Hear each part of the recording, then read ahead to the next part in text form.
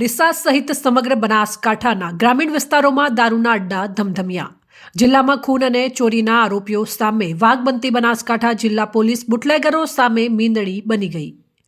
Police વડા પ્રશાંત સુબે charge સંભાળ્યો ત્યારે બુટલેગરોમાં ભારે ફફડાટ ફેલાયો હતો અને બનાસકાંઠામાં સાચે જ દારૂબંધી અમલમાં મુકાઈ હોય તેવું લાગી રહ્યું હતું, પરંતુ સમય જતાં જિલ્લા પોલીસ વડા નરમ પડ્યા હોય તેવું લાગી રહ્યું છે। તેમની આ ઢીલાઈ બુટલેગરોને સમર્થન આપી રહી હોય તેવું જણાઈ રહ્યું છે। ડીસા તાલુકામાં પોલીસની રહેમ નજર હેઠળ દારૂના અડ્ડાઓ ખુલ્લેઆમ ધમધમી રહ્યા છે। ડીસા પાલનપુર હાઈવે પર ભોયણ અને રસાણા ગામની હોટલો પાસે બુટલેગરોએ જાણે દારૂની બજાર માંડી હોય તેમ સરેઆમ દારૂનું વેચાણ થાય છે। તેમ છતાં આ દારૂના વેચાણ સામે સ્થાનિક પોલીસ સહિત જિલ્લા પોલીસ મૂક દર્શક બની રહી છે। આટલું જ નહીં, પરંતુ આખોલ 4 રસ્તા, જોરાપુરા, માલગઢ અને જેડામાં તો દારૂના એવા હોટસ્પોટ તૈયાર થયા છે કે સામાન્ય માણસને અહીંયાથી નીકળવું હોય તો 4 વાર વિચાર કરવો પડે। સૌથી વૈદ્યક સવાલ એ છે કે આ ખાખી વર્દી ગુજરાતની સરહદમાં પ્રવેશતા દારૂના બુટલેગરોને સૂંઘીને પણ ઝડપી પાડતી હતી તે અચાનક નરમ ભાંગી પડી છે। ડીસા પાલનપુર હાઈવે પર ભોયણ અને રસાણા ગામની હોટલો પાસે બુટલેગરોએ જાણે દારૂની બજાર માંડી હોય તેમ સરેઆમ દારૂનું વેચાણ થાય છે। આખોલ 4 રસ્તા, જોરાપુરા, માલગઢ અને જેડામાં તો દારૂના એવા હોટસ્પોટ તૈયાર થયા છે કે સામાન્ય માણસને અહીંથી નીકળવું હોય તો 4 વાર વિચાર કરવો પડશે।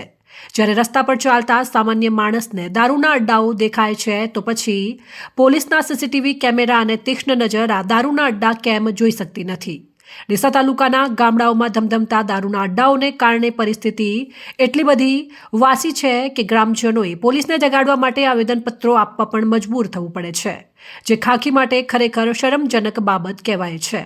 આવેદનપત્ર આપ્યા બાદ પણ ડીસા તાલુકા પોલીસના પેટનું પાણી હળતું નથી અને એસપી બુટલેગર દારૂના અડ્ડાઓ પર કોઈ કાર્યવાહી થતી નથી, જેથી સ્પષ્ટ જણાઈ આવે છે કે દારૂના અડ્ડાના કાળા કારોબાર ઉપર પોલીસ આશીર્વાદ વરસી રહી છે।